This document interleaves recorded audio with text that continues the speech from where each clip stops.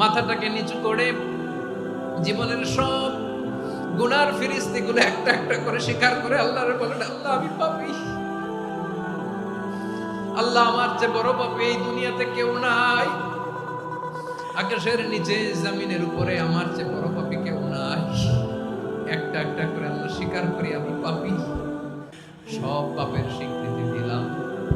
পৃথিবী না জানো আমি তো জানি, আমি কি পাপ করেছি, হায় আমার পাপের করলে বিচার, বাঁচার আমার নাই উপায়।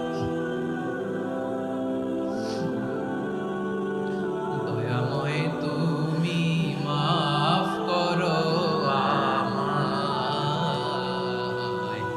মাফ করো। আল্লাহ তাআলা যদি দয়া করে আমাদেরকে মাফ না করে, আমাদের বাঁচার কোনো উপায় নাই। আপনি কি ভেবেছেন আপনার নামাজ দিয়ে আপনি জান্নাতে যাবেন? আপনি তাহাজ্জুদ গুজা সেজদা দিতে দিতে কপালে দাগ ফেলেছেন, এটা আপনারা জান্নাতে নেবে না। আপনি এলাকার সবচেয়ে বড় হাতেম তাই দানশীল, এই দানের ভরসায় বসে আছেন।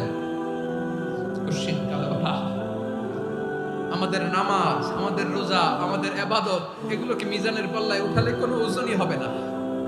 তবে আমাদের একটা কৌশল জানা আছে, আমরা আল্লাহর রহমতের ভিখারি।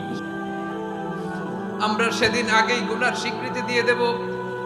আমরা বলবো, আল্লাহ তুমি প্রশ্ন করার আগে তোমার একটা কথা বলি, আমারে কিছু জিজ্ঞেস করো না, আমি সব করেছি। এমন কোন পাপ নাই যে পাপ আমারে দিয়ে হয় নাই। তোমার রহমত দিয়ে তুমি জান্নাতে পাঠাবা, তোমার দয়ায় জান্নাতে যেতে চাই, আমল দিয়ে না। পারবেন বলতে?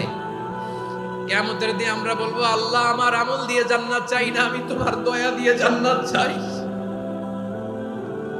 তোমার দয়া ছাড়া আমার কোনো উপায় নাই। কারণ আল্লাহ যদি বিচার করে, বাঁচার কারো উপায় নাই। আল্লাহ যদি বলে ফেলেন তুই এটা করলি কেন, ওখানে গেলি কেন, কোরআনে 1000 বার নিষেধ করলাম তারপরেও এই পাপে জড়ালি কেন, এরকম প্রশ্ন ছুড়ে দিলে আমার উত্তর আছে? বাঁচার কোনো উপায় আছে?